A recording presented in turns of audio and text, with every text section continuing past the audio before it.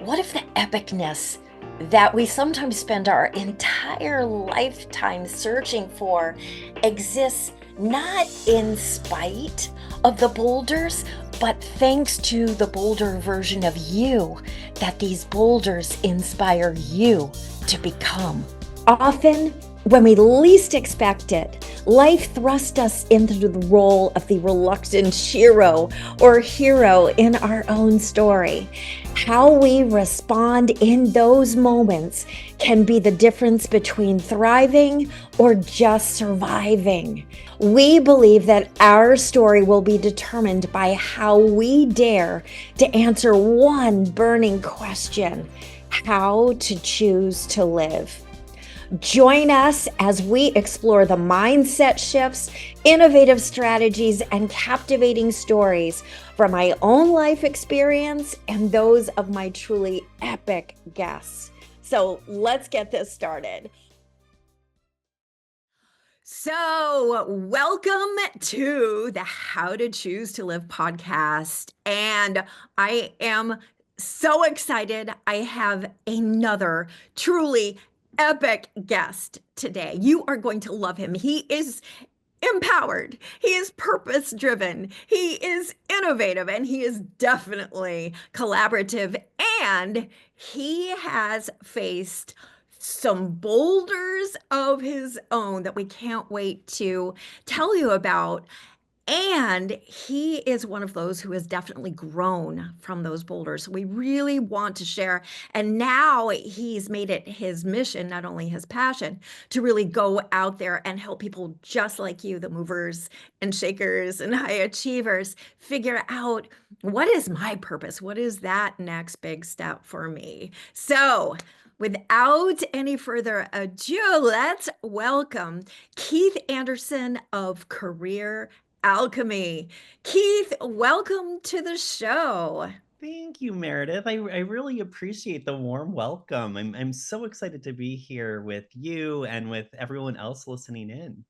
Well, of course, when I found out what it is that you do, I felt like it is so beautifully aligned to really the message of not only this podcast, but what it is that so many of us, especially right now at this time, Mhm. are really, I don't use this word a lot, but let's be honest, struggling with, right? Yeah, yeah. Because it feels like sometimes there's a conflict between this world that we want to have inside of ourselves, where we're excited about the day ahead, and Mhm. then the world that we see on the outside, and there are all the pressures that go with that. And the question tends to be, how are you going to make a living instead of how are you going to come alive? So when I Yeah. saw what you're about and I saw your story, I thought we have to share this. So before we dive into the how-tos, Keith, be so kind to share a little bit about what was that kind of defining moment, that defining boulder that really shook things up for you and led to where you are today. Yeah, so for me, when I was a kid, I knew that I wanted to be a teacher. I always had that drive and passion for it. Since I had that drive when I was a kid, I went to school at college with the idea that I'm going to be a teacher. Well, my first job out of college, I became a teacher, and I realized a few years in that my thought and my dream of being a teacher was actually very different than reality. Even though I wanted to help, there was all these obstacles in my way preventing me from doing that.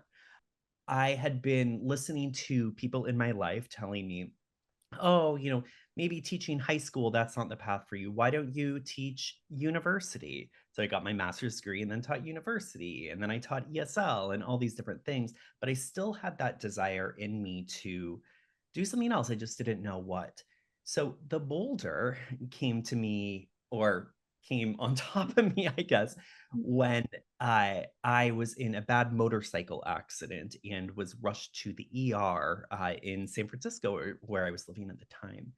And while I was in the ER, I was scheduled to teach that day and a few classes. and it was at the end of the semester. So I called the HR of the school and I said, "Hey, I can't come in. I was just in an accident. I'm in the ER," right? She said that while she's sorry that I was in the hospital, the students needed my support and I need to be back in class so they have their full-time teacher there during finals. Hmm. That was the message that she left me. I had had all these experiences being gaslit and all these things happening. That was for me, the boulder was kind of, I guess you could say, the icing on the cake. From there, I realized no more. I'm no longer going to work at a place like this. After this boulder, it took me a year and a half to really find what my essence was, right? What makes me in a professional sense and also personal, to be honest. And from that year and a half, I was learning different things while I was looking for roles and work. I had recruiters reaching out to me once I started defining this unique essence of who I was. So, as a mix of a designer and an educational specialist.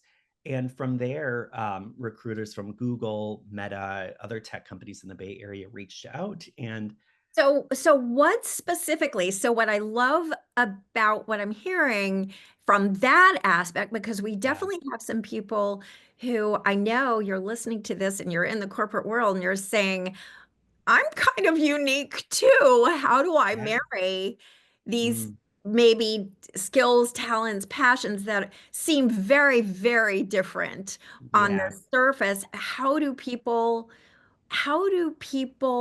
find me, right? yeah, yeah. So how are you putting yourself out there, Keith? Yeah, so what I would say is follow these things that you're naturally drawn to, right? For me, as I mentioned, graphic design, web design, I don't know. I don't know what drew me to that, right? But something did, and I became excited and interested to learn more. So it's my curiosity that brought me down that path.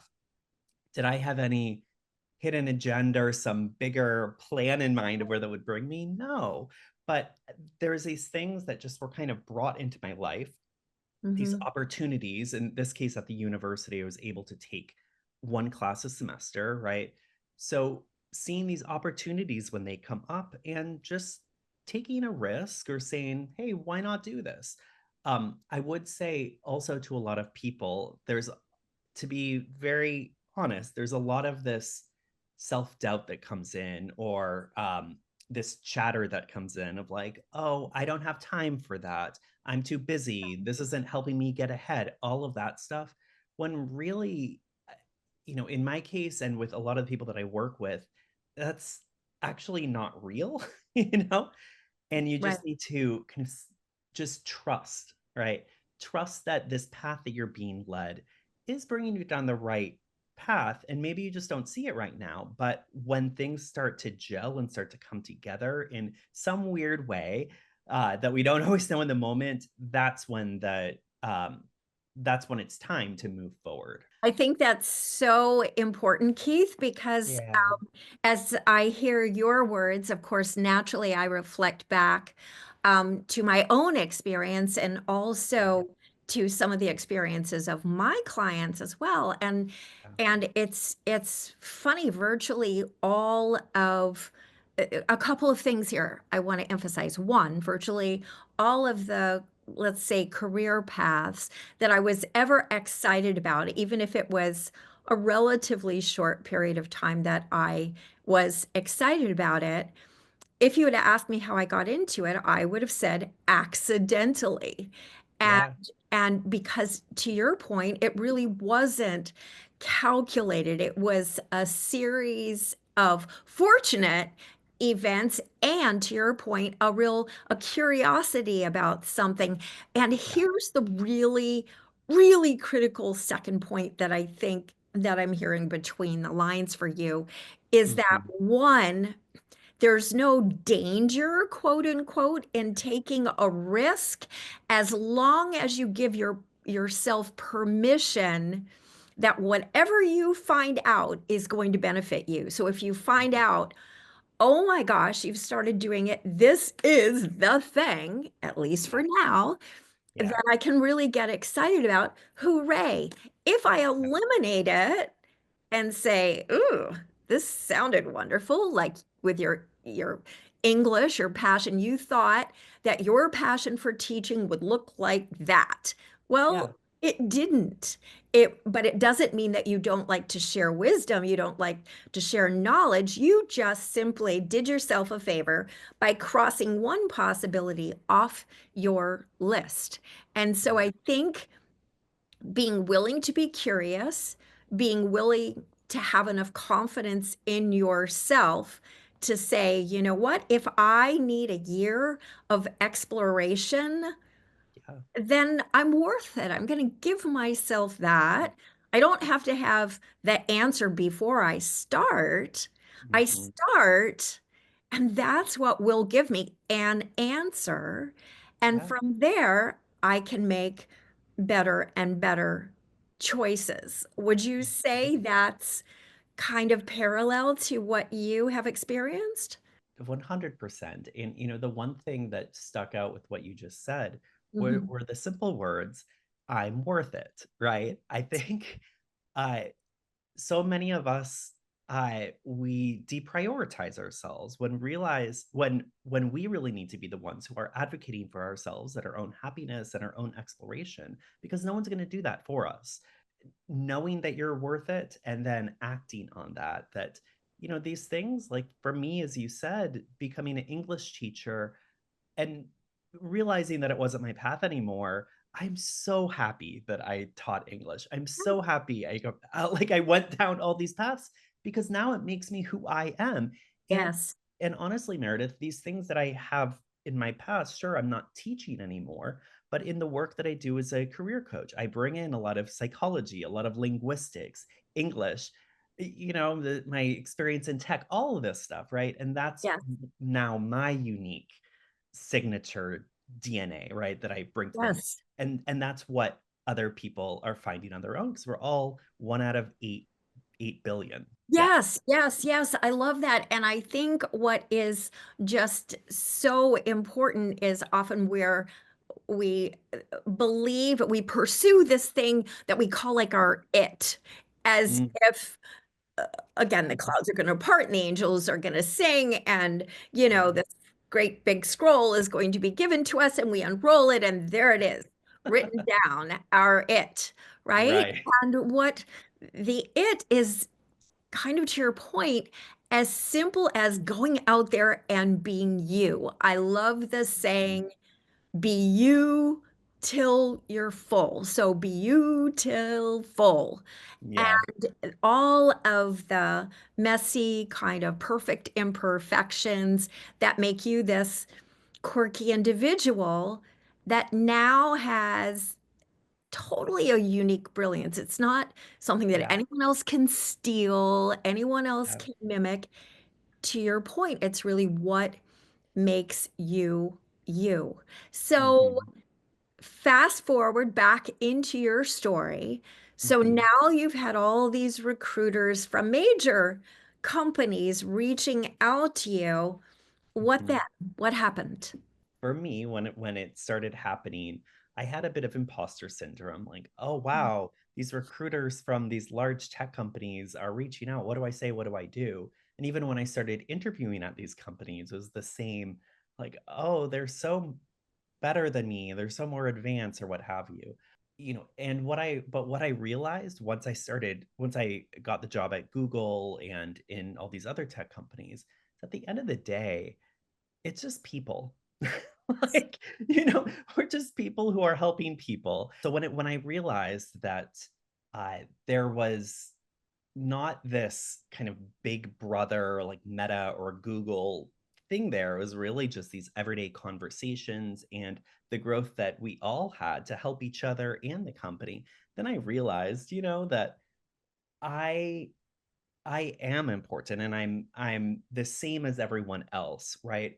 In my own unique way, right? But Mhm. there's no one who's better or lower or anything like that, right? Once I started believing in myself, knowing my value, then everyone else started seeing that too. It's like a mirror. I love it. So how did the alchemy part come into the mix, Keith?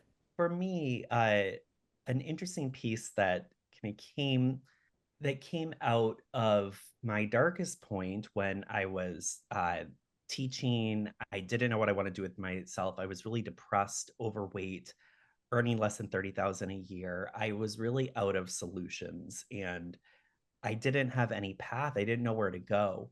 And one thing that just kind of came across me, I don't remember how, but astrology was something and tarot cards. At first, I kind of wasn't sure about it, right? It's a little woo-woo, and but I was like, well, what else is going on, right? Like, why don't I give this a shot? So let me hop in here.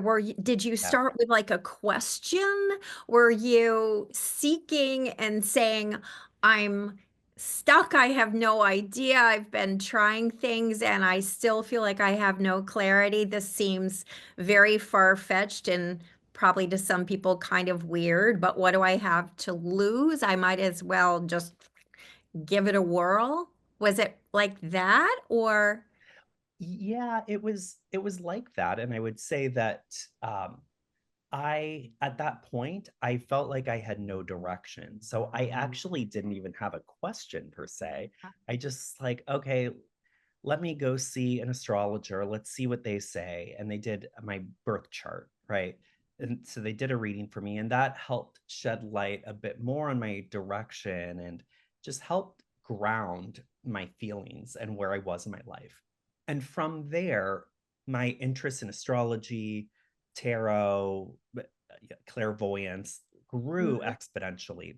I was also exploring these, I guess you could say, more esoteric ways because once I had that reading and all these other approaches that I was exploring, it just things started to come together a lot more and things started to make more sense for me. While I was working at these large tech companies, like I was mentioning, and moving up the corporate ladder, what I had started doing at the height of the pandemic in Mhm. 2020, is I actually started studying astrology. That's how interested I became in it. And I Yeah. became a certified Vedic astrologer, Indian astrologer. And now I incorporate astrology, tarot, and clairvoyance principles within my career coaching work too, which is kind of a next level interesting thing that I don't always talk about, to be honest. So I'm glad that you're bringing that up.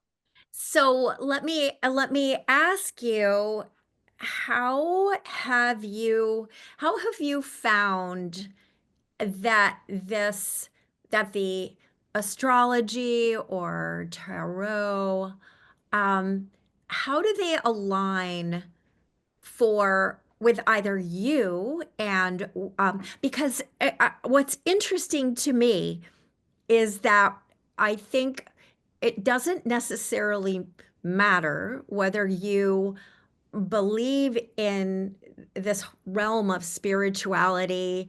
Yeah. For some people, it's prayer, it's that other aspect, um, or whether you're very, very quote unquote grounded and realistic Yeah. and whatever. Either way, the intersection is that we function better when we have clarity. Even Tony Robbins says clarity is power. Mm. And I would guess that for you, it's very similar when people come to me to have me coach them. It doesn't matter whether they're in the corporate world or whether they're an entrepreneur or someone who's kind of in both places, or just looking for personal direction. It's usually because they're feeling stuck and they feel like they need something that is going to give them that sweet spot between clarity and confidence in that clarity, confidence enough Mhm. to be able to start the momentum again. So, Mhm. therefore, when you're looking at it from the through the lens of clarity, it is not hard to see how, again, whether you believe that tarot and astrology is real or not real, and some Mhm. people, would explain a lot of stuff away. What is very clear is that when you can inspire someone to basically commit to inspired action, I even call, you're probably familiar, Keith, and those who are watching, with what most people would call the law of attraction, right? The law Mhm, of attraction was huge for me when I discovered it.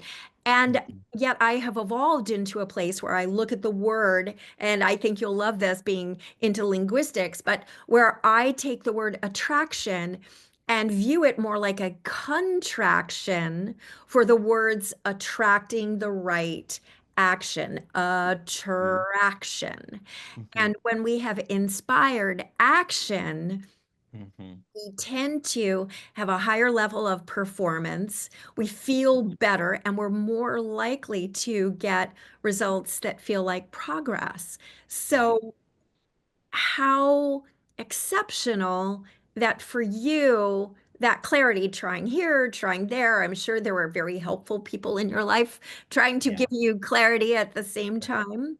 right, Um, but how intriguing that for you. And it, again, it just shows there's so many diverse paths for all of us, that it yeah, would be the astrology and tarot that would give you such a level of clarity combined with that confident, inspired action, that mhm, you would say, no, I want to learn this and I yeah, want to embrace this and mhm, add that to my brilliances and make it part of who I am. yeah. I love that. Yeah, I mean, it's something that had worked, had and does still work really well for me. So why wouldn't I want to take something that works really well for me? And if it's something that can offer support and assistance to others, like share that gift with others, you know? How I like to say it with tarot, astrology, um, any anything in a similar realm, I see Mhm. it as a catalyst, right? Mhm. Similar to what you were saying with, intentional action, right? Inspired action. Um, it's giving direction, but if you're not doing anything with that direction, then it's kind of not that helpful, right? Because you need to do the action. So, um, again, I think it's always the starting place, right? But it's what you do with that. And it might not even be what the astrologer says is like this is a direction that it might suggest for you. It just might start that thought of whatever that is. Maybe you moved into a different direction. And honestly, it doesn't really matter that much. It's just something that's getting you to that next direction, to that, Meredith 2.0, you 2.0, whatever that looks like, or Yeah. 3.0, 4.0, 5.0.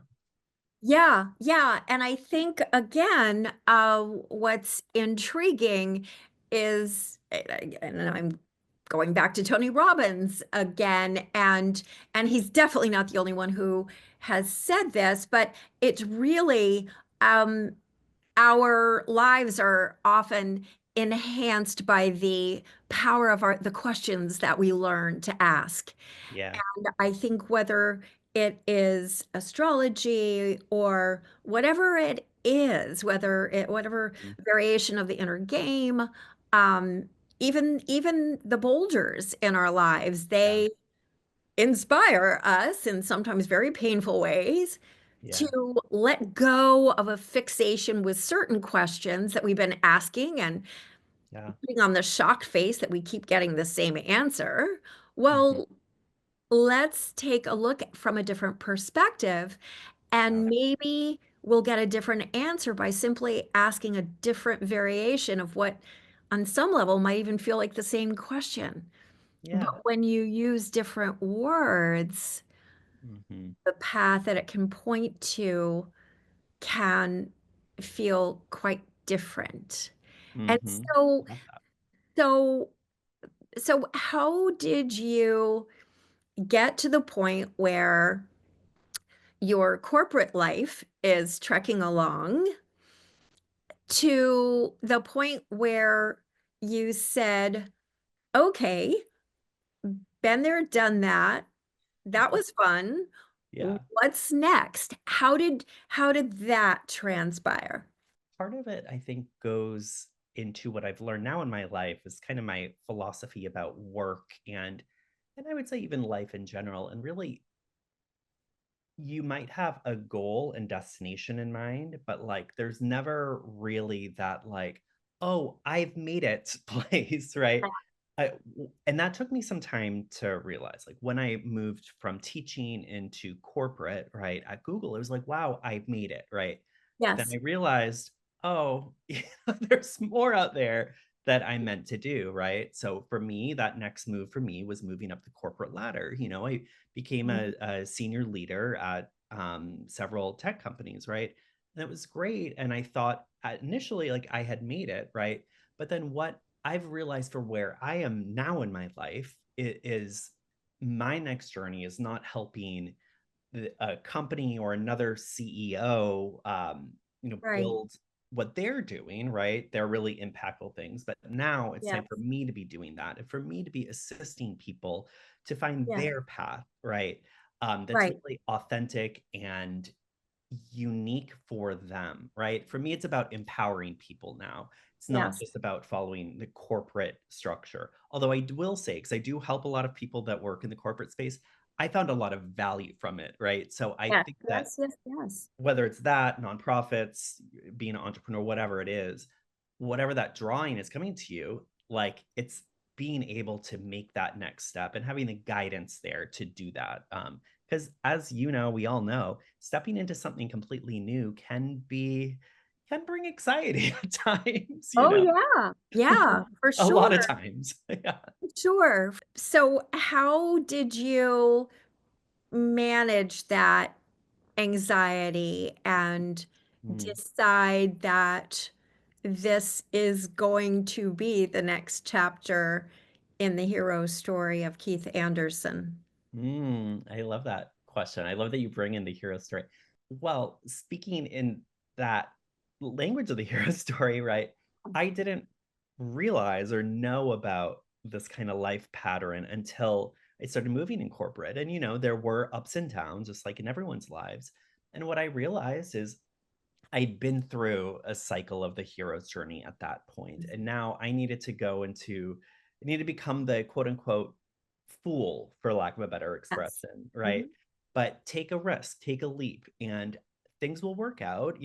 Things when you take a leap, there's a lot Yes. of things that happen, right? But if you don't take it, then you're not growing. So I realized that, I knew internally, I knew in my heart of hearts that the corporate leadership role was not my track anymore. And once I started coaching or when I decided to move into coaching, I didn't really know where it would lead me, I didn't know. So since I moved into working as a coach full time, it's one of those leap of faiths that I've taken and I'm so glad that I have. I'm still figuring things out. I'm still Mhm. but yeah, I wouldn't change it for the world, and I know deep down that like this is the path that I'm meant to be right now in my life. Maybe it'll Right. change in the future, but Right. everything has been coming to me in the time that I need it, if that makes sense. Powerful. So when someone comes to you as a coach, what's the path that you take them on? And rather than assume something, who are the people who come to you in understanding the benefit that a coach like yourself can bring into their vision to amplify to. And that's the thing. If you're listening to this, I think definitely before I had experienced coaching, and then even more so now being a full-time coach and being someone who goes up on stages, and also someone who was highly educated, which Mm, to me meant that I didn't see it at the time, but when I was being groomed to kind of be biased toward was okay, I figured out a lot of stuff in Mm, my first 20 years. I've gotten great grades. I've distinguished myself. So, does that not imply that going forward, now, even more than when I was a child, there's so much information out there. Surely I, being an intelligent woman, highly schooled, should be able to figure it out on my own. Why on mhm. earth would I ever pay someone when Yeah, so many people will offer me free advice? yeah. Um, why would I ever believe that that would be helpful in the mix? Can't I figure it out on my own? And I tell you, Keith, I, interestingly enough, for all that education, for a good portion of my life, I was a business owner. Growing my business is Mhm. different. There were always accidental ventures that kind of took off Mm, spite of me saying, "Well, I didn't intend to go into this." I yeah. I I was at Georgetown thinking that, maybe I'll be a diplomat because I'm pretty good at languages. Mm, Trust me, that did not happen. And it wasn't necessarily because I shied away. It's just because life happened and there were so many other opportunities along the way. So, as an entrepreneur specifically, I thought, well, gosh, I've figured out this and I figured out that and I've gotten this far. What is someone else really going to give me? And and it was not until I got slapped around a few Yeah, times in my business and I started hearing from people who, and I know if you're listening to this, you will understand the spirit when I'm saying this. People who professed that they did not do as well in school academically as I did, and yet they were rocking it. They had figured it out. And I'm like, what's wrong with me? And at first, of course, there's the shame, beating myself up. But then there's the ask. And this goes back to the questions mhm. and the clarity. And it's like, okay, I give up. What am I not doing? And I remember the first time when someone explained to me, look, we can give 100 people the best tools in the business space, but only 3 people will actually do something with them. And I was like, what? And it's Yeah, not necessarily, quote unquote, the smartest, most accomplished people in the room. It's the people who go and kind of propel themselves forward by getting the mentors, getting the coaches that allows them to harmonize not only these tools, but with yeah, implementation and the mindset that has to be. And honestly, I hate the word mindset because it's such a tiny piece of the inner game. So I'm going mm, to flip to that, the inner game, because there's so much more than just looking positively or having the right mindset, whatever the heck the right mindset is, yeah. right? So, Keith, when share with us, who are these people who come to you? Because I just talked about my experience as an entrepreneur. I've been Yeah, shocked to find that that translates into people who they have no desire to be an entrepreneur. They're in yeah, the corporate world. But I've seen people struggle to get that next promotion, thinking I'm burned out. Maybe I should retire. Maybe I should switch right. professions. All of a sudden, boom, boom, boom, they start Yeah, feeling fulfilled and getting the promotions and loving it, being yeah, excited. yeah. So share with me, what was that ha-ha moment when you realized that you could really help people? And Mhm. who are the people that you see really take off from this sweet spot that you bring, having had your all these diverse experiences in the Yeah, corporate world, but then the willingness to look at things like the alchemy, the astrology, the tarot, and and your place in the universe, that kind of thing. Yeah. For myself, and I think a lot of people fall in this trap too, for lack of better expression, think that your path is so uniquely you and people don't really understand where you're coming from, right? That's how I felt, especially with the including like astrology and tarot as tools that I use to help me grow in my career and in other parts of my life too, right? But once I started opening up and having conversations with people, like all these people would come out of the woodwork and would share their experience or just share that they're interested and what have you. I was so surprised by how many people really identified with my journey and my message. From that, I that really empowered me and actually became um one of the catalysts for me to start coaching initially, right? Is like, we're not alone, right? The experiences that you have, Meredith, that I have, that your listeners have, are things that many people can relate to. And the people who've been drawn to me are people who've gone in some ways similar path to me, not necessarily with teaching, right?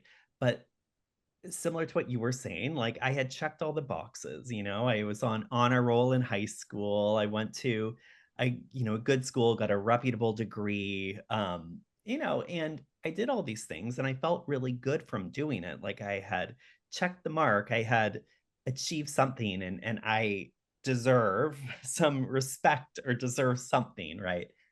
But then, I just started realizing it's like, well, am I really happy? you know, is this really what I'm meant to be doing? And those are the people who come to me where they've been trying to do X, Y, Z, or they're starting to realize that like this path, they're like, is this all there is to my career or my life? And they start questioning that. And that's when they come to me. And really, before I start working with people, what I do is I really turn it on like a mirror. Like, are you like, is this where you want to be in 1 year, 3 years, 5 years from now? Like I can say the same thing that you slash one, right, is thinking.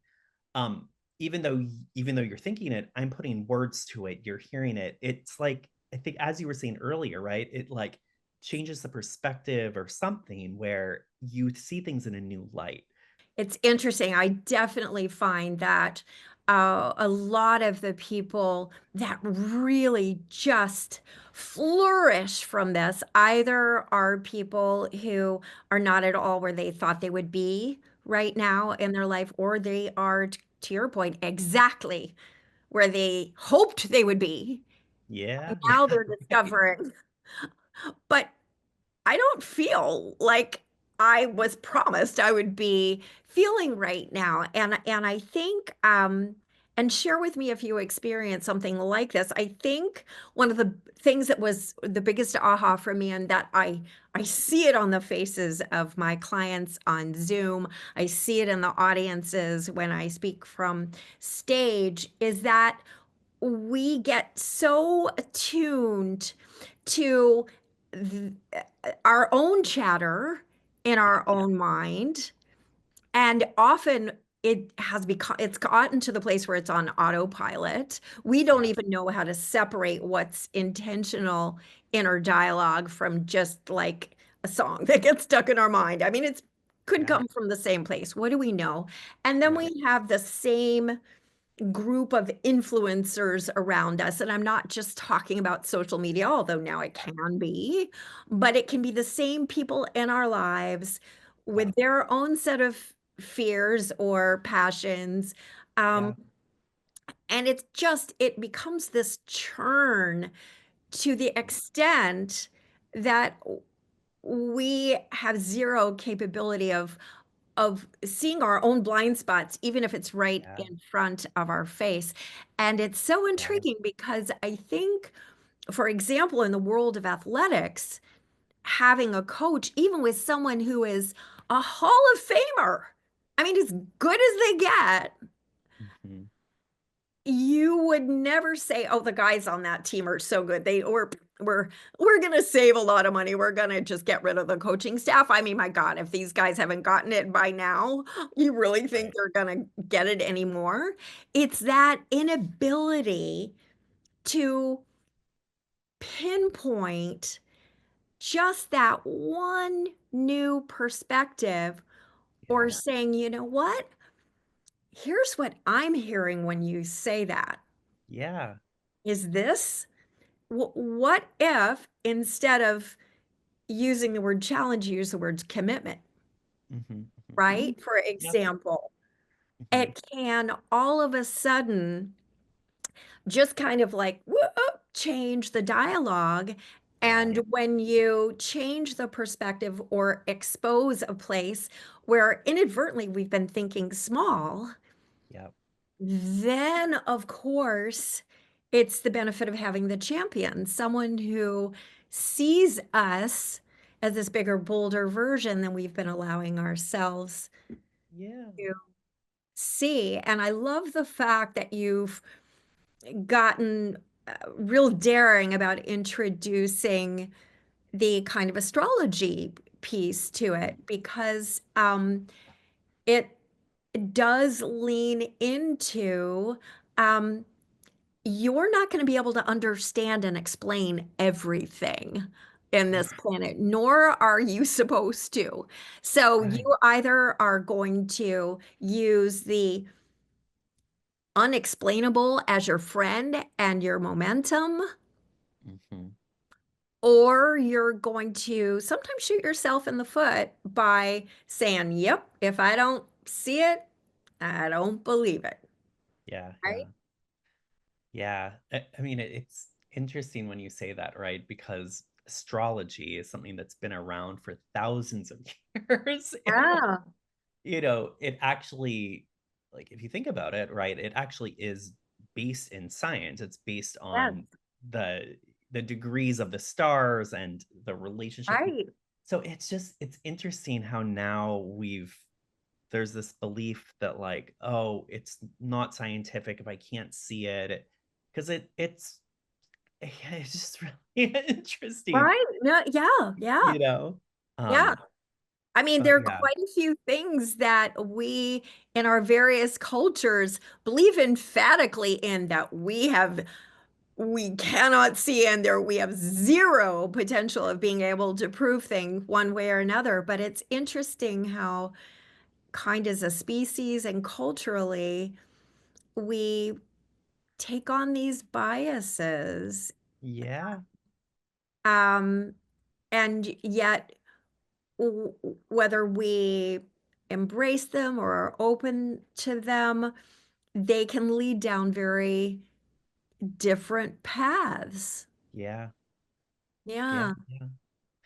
Yeah. One thing that you said that's really stood out that I just want to mention is, like, hearing your voice, right? And sometimes not having the ability to hear your voice because it's so loud, um and trusting your intuition. That's something that's said often, like, trust your gut, trust your intuition, your sixth sense. But I think a lot of people really struggle with, A, what that means, B, how can they do that when they're hearing all this noise. Yeah. Yes. um yeah, I mean, I think a lot of stuff that we're saying today, and, like, and this understanding or this thought that, like, you slash one, right, needs to Yes. figure everything out on your own. That's like the complete opposite of what you need to be doing. Sure, we're coaches and we're talking from that angle, but at the end of the day, you are literally not alone. There's 18 Right. billion people here. So, like, you need to find that guide, whoever is there to help you, right?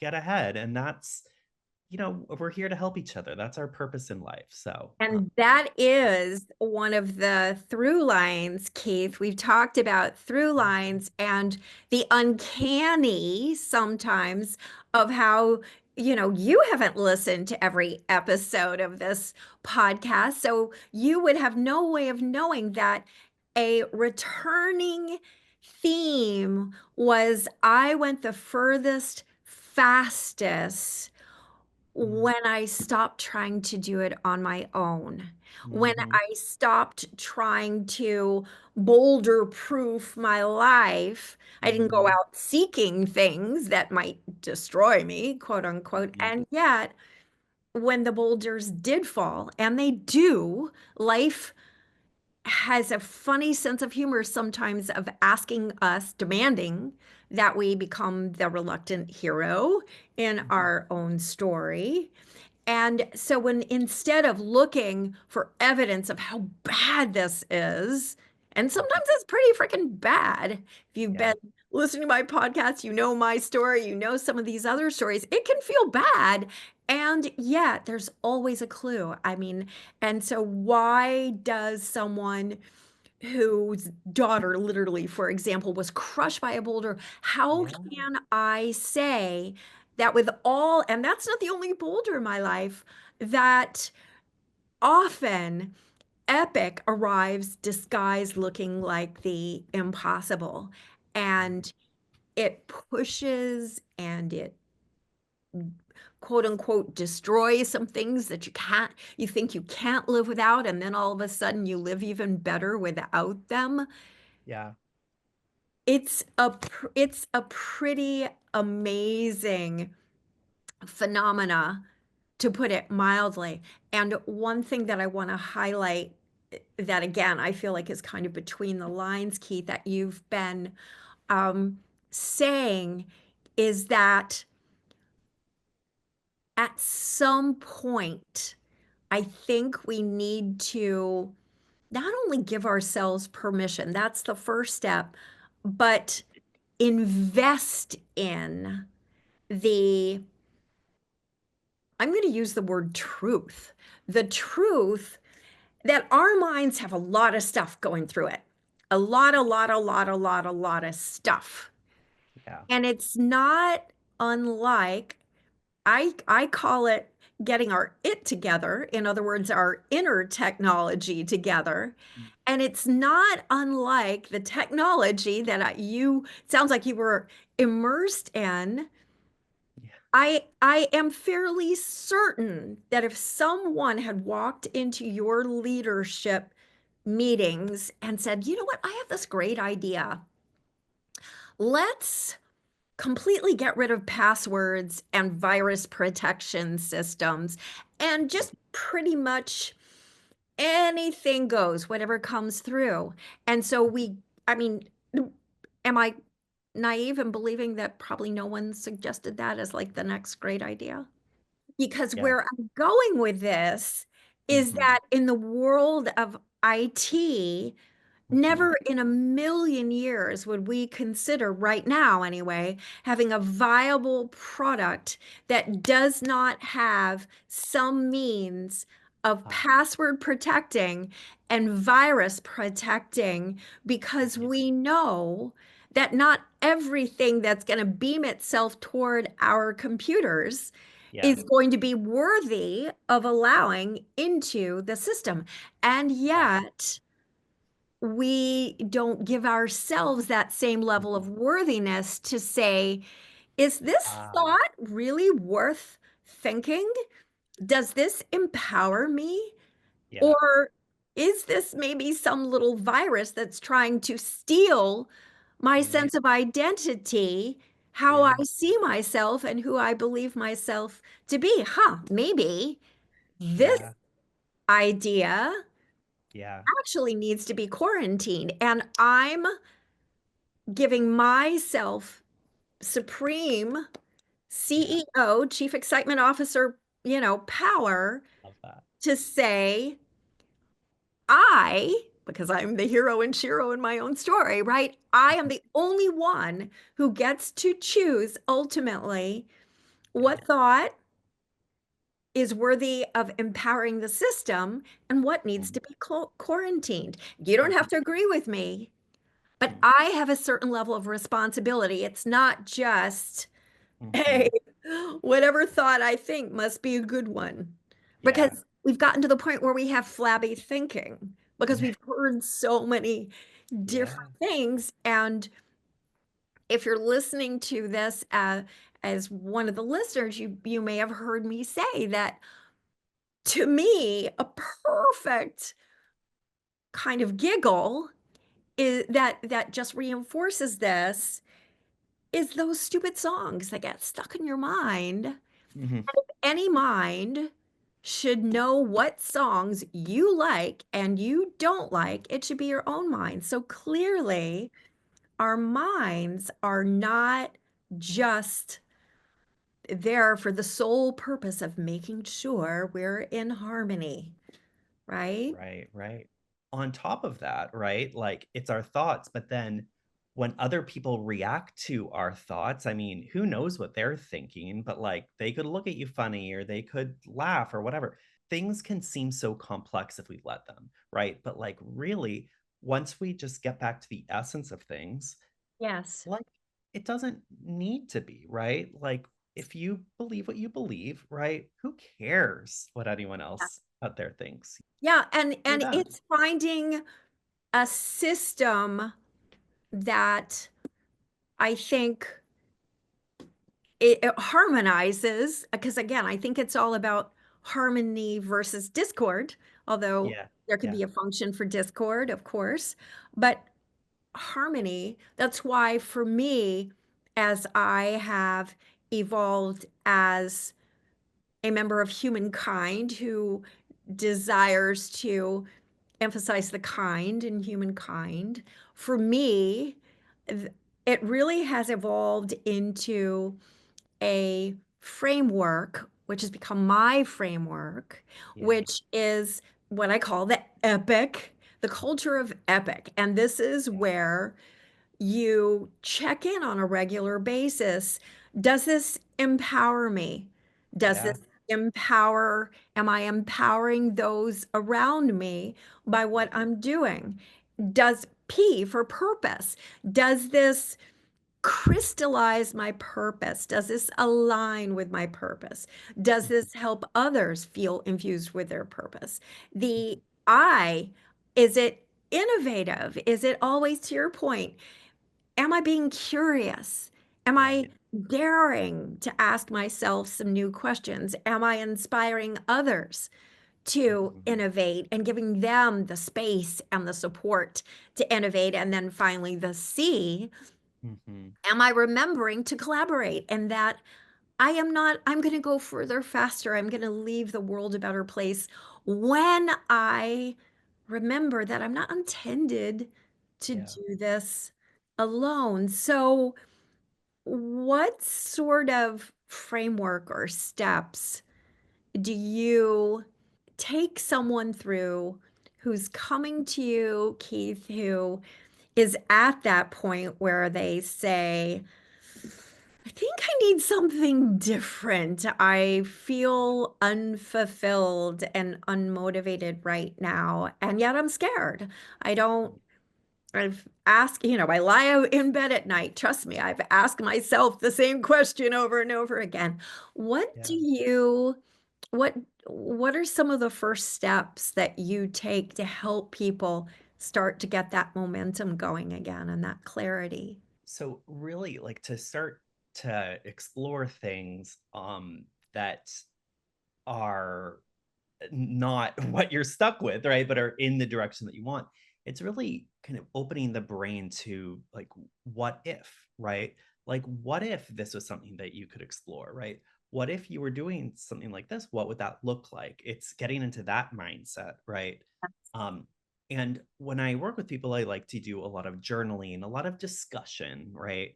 Mhm. As well too, where we just start to brainstorm. It's bringing that curiosity and kind of childlike vigor, I guess you could say, back into your Yes, life, yes, yes. right? And putting all of this BS of what you should be doing aside, right? Like we can worry about that stuff later. Trust me, it'll be there still, Yes, right? yes, And with that, that's starting to unlock the breadcrumbs, right? yes, yes, Of yes, yeah. bringing you down the direction that will be a better fit for you.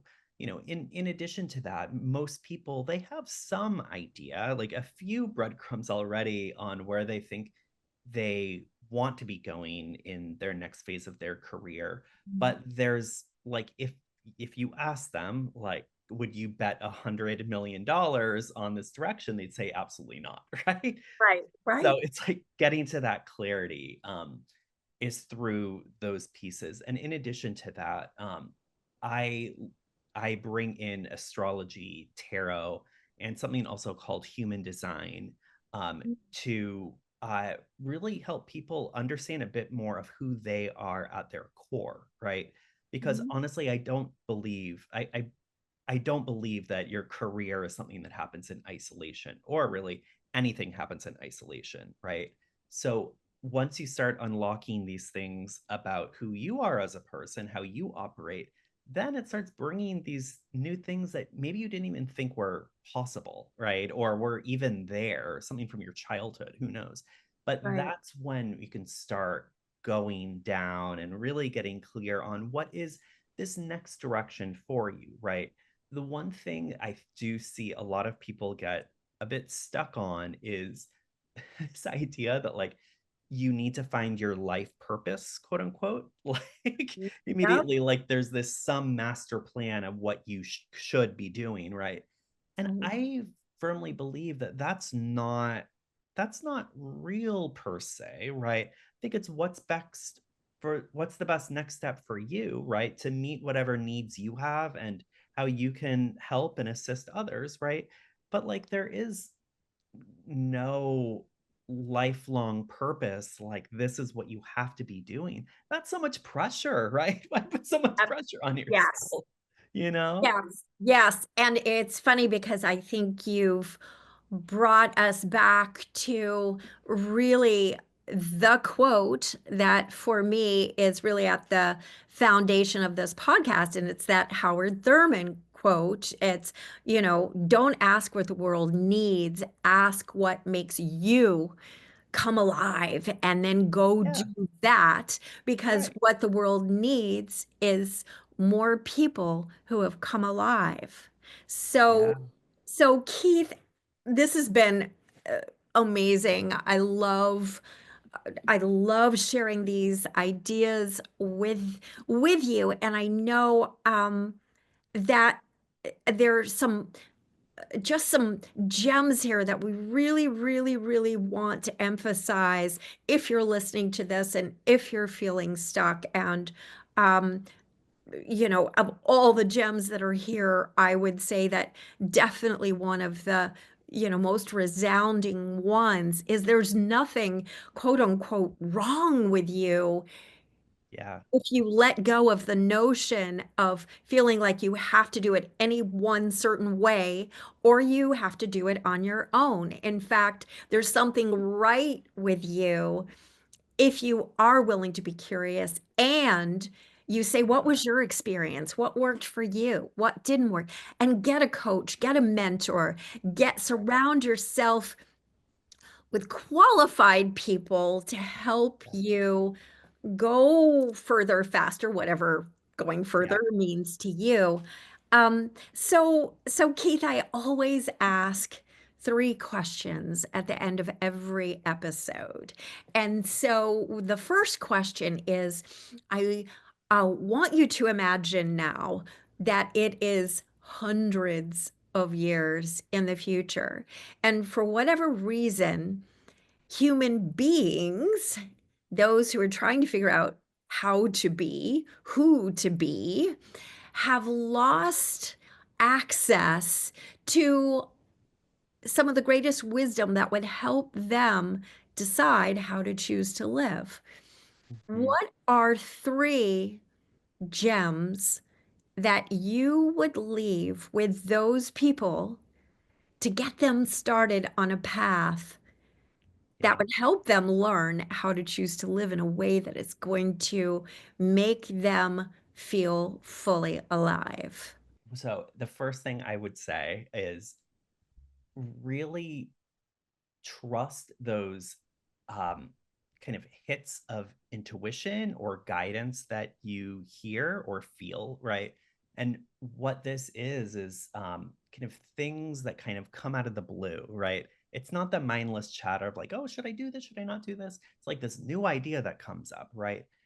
That's, every idea comes from something, right? And a lot of times we don't know what that something is. It just appears, right? Yes. So really trust that. And anytime you have like some idea that just kind of pops into your head, maybe you can't act on it in the moment, But just write it down, you know, Yes. and that way you can come back to it later. But that is what will get you ahead, help you grow, help humanity grow. So just know that there's a lot more out there that you can't see in the world that's there guiding you. It's not just what you are physically doing in the world. Beautiful. And what's interesting, again, if you're listening to Keith, you may recall as we talked about things that are not always tangible and that sometimes they do come off as a little bit miraculous or mysterious, or even, some people would use the word magical, right? Yeah. Um, Keith, you're going to crack up at this. And again, some of you may already know this, but I had another guest that we were talking about intuition. And at one point, when I was asking her a question, I said, how does someone know that this is their intuition and they have an experience where they're always seeing 1111, for example? And we went on our way. Mm-hmm, Keith, mm-hmm. when I went to download that episode from Zoom, the show length was 1 hour, 11 minutes, and 11 seconds. I love it. You Yeah. know, I mean, you can't mic make drop. this stuff up, right? And the sooner that we realize that, kind of to your point, that there is a world of infinite possibility out there, some of the things we may understand and some are yet to be understood, maybe, or Yeah, maybe not. The more we can kind of forget that obsession of having to explain everything and just live. I love exactly. that. All right. So your next question, Keith, if you are ready for this one. Um, so the next question really is that I believe we actually have only one goal in our life. Mm, And that one goal is to be taking our last breath, saying, oh my gosh, this was freaking epic. I hope I have the chance to do this again. And everything else along the way is an opportunity, an objective, and our next finish line. So for you, what's one, two, maybe three things that you can look back at from where you stand right now that help you feel like, yep, mission accomplished or yeah. mission being accomplished right now? It's so funny you say that because I have like two things that come into mind where I remember being in the moment, being like, wow, like I took like a snapshot like in my Uh, brain of like, wow, I climbed the mountain, right? Or one of my mountains. yeah. And one of them for me was speaking at this really big conference of like 1,000 people for on behalf of Meta, right? And Mm, it was I'd always been I've always done a lot of public speaking, right? But there was something about that moment where I felt like I was speaking for something that had so much more authority than just what I brought on my own. Like I was kind of channeling mhm, uh something greater than me, right? And I felt like, wow, this is a moment where I'm really making a difference, right? And I'm able to use my gift, right, through speaking and communication to really help people in a mass, right, um, grow and really become stronger in this case in their profession, right? So that was one kind of aha moment. And then going going back to when I sorry, going back a long time ago when I was in 5th grade, I had a teacher who she was teaching and she taught something about the Oregon Trail, and we were on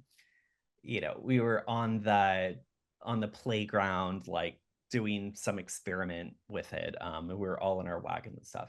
And I realized that's another point where I'm like, wow, like this is what I'm meant to do. I'm meant to help people learn new things by actually doing them, right? mm, And I learned that one early on, and that was before I became a teacher and moved into that career path. But like these were parts of my life where I realized, like, wow, this is setting me up for where I'm going next. And I know without a doubt that when I'm on my deathbed, the day that I'm gonna die, I'm gonna say, like, wow, these things that happened to me at these two pieces parts of my life, I took the action and I took what I need to in that moment to move forward or look back and just be so amazed by what I actually was able to give and achieve. So, yeah, those are my Mm, two things. great. So, drum roll to the Mhm, third question is if you learned that the big final boulder was going to drop sometime over the next 2 years, mm, what is one risk that you would be willing to take so that you would have a shot of mhm. achieving something that maybe you haven't achieved yet? And here's a note to anyone who's watching this. When someone asks you to repeat a question, don't repeat it word for word the way you just ask it, right?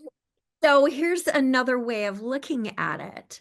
So if you knew that that big boulder that would end it all for you Mhm, is going to drop at some point over the next 2 years. So you have 2 years to do anything and everything mhm, that you would wish to accomplish. And that maybe mhm. in some cases you might have been too afraid, saying, I'm not ready. But Yeah, now you only have 2 years. yeah. What might you be willing to do Mhm. so that you get to experience something or achieve something that might currently be beyond your wildest dreams that you would have been capable of achieving? I have always been an avid traveler and I love meeting people who have just very different background than me, right? Mm. Um, what I would do, knowing that I only have 2 years or so, is I would go to like the far reaches of the world. And I would talk to as many people as I can and really listen and hear where they're coming from, what their beliefs are in life, what how they believe others can prosper, can live their best lives. And from compiling all of that, all of my listenings, I would then write a book that would be shared with others, right?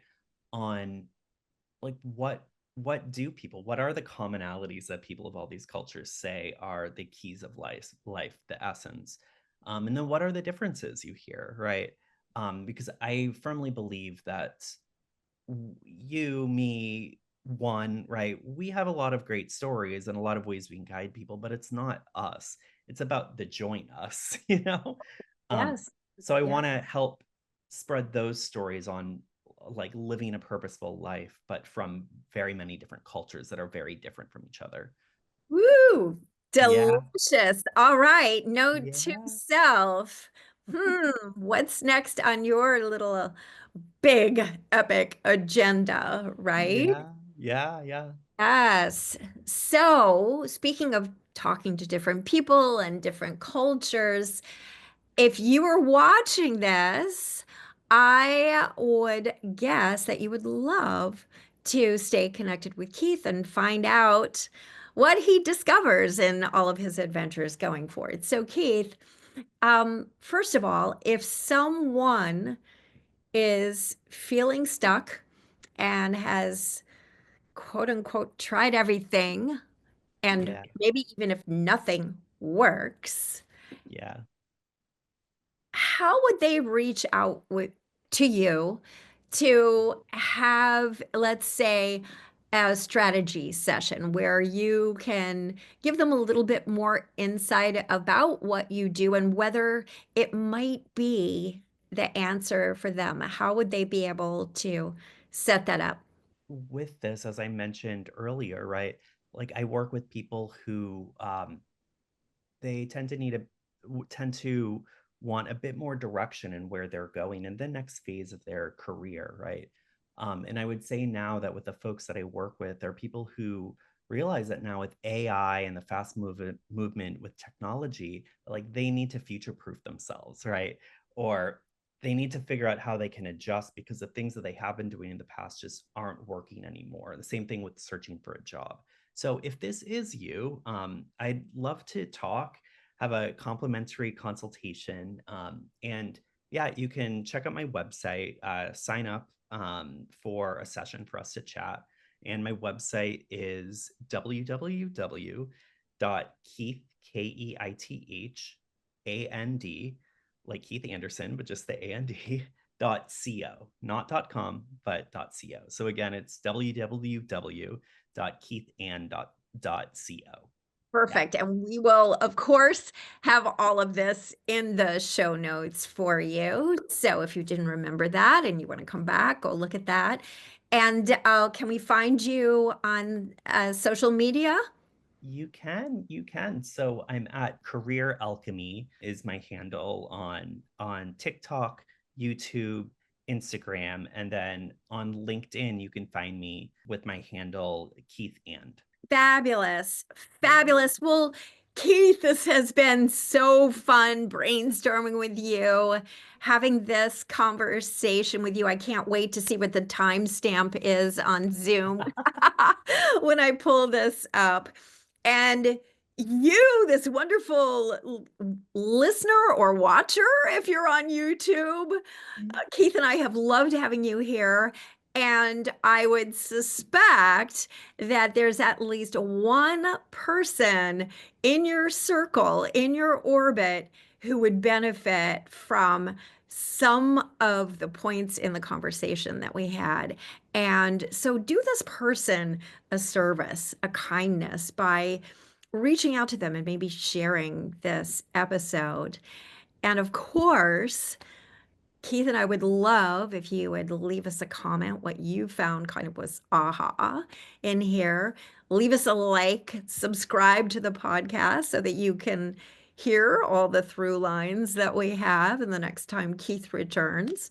Um, so Keith, any closing remarks to someone who's listening to this podcast?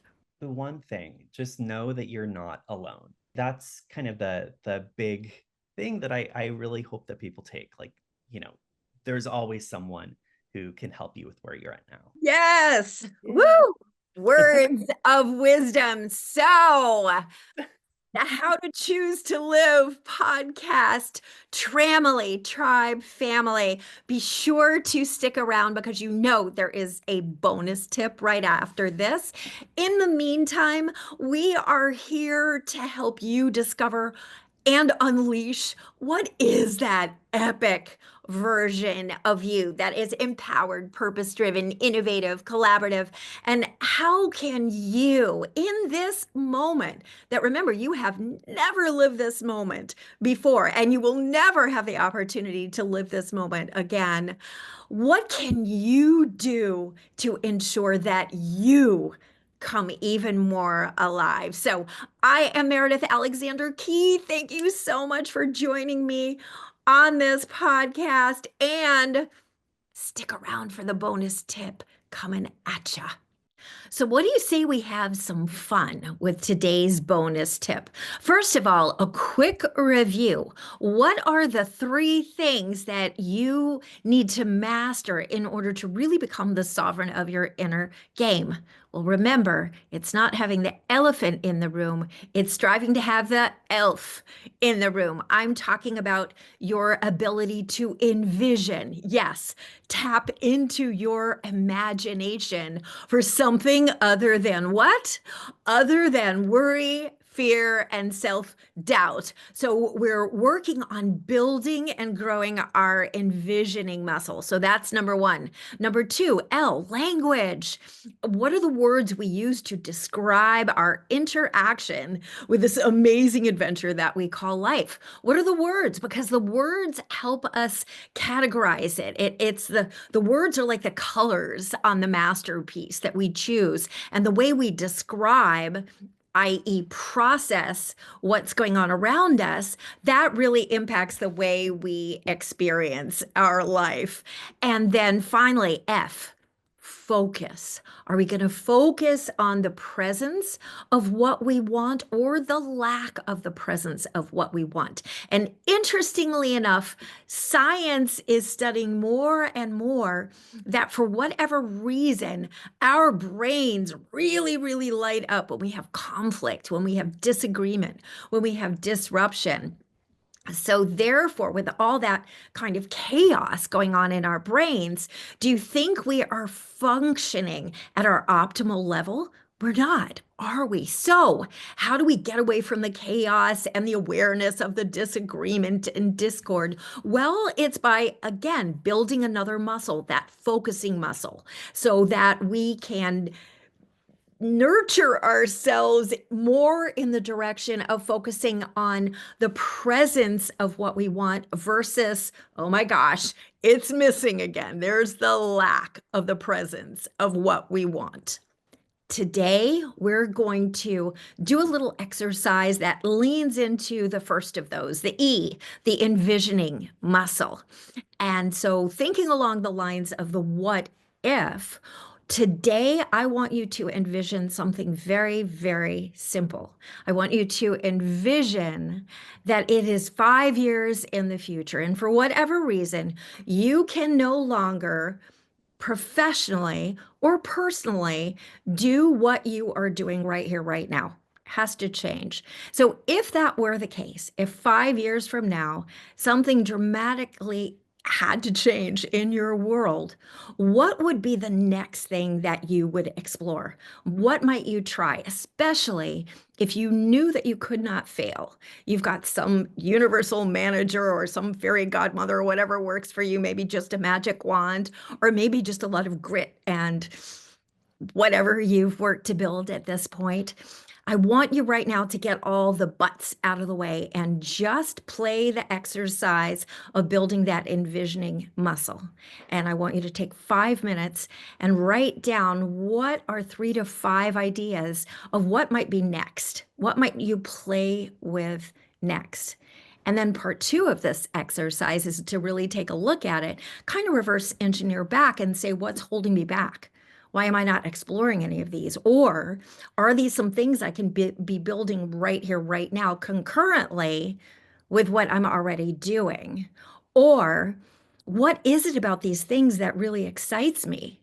And if it's something maybe creative or something philanthropic, what's preventing me from doing a little tiny bit of that right here, right now?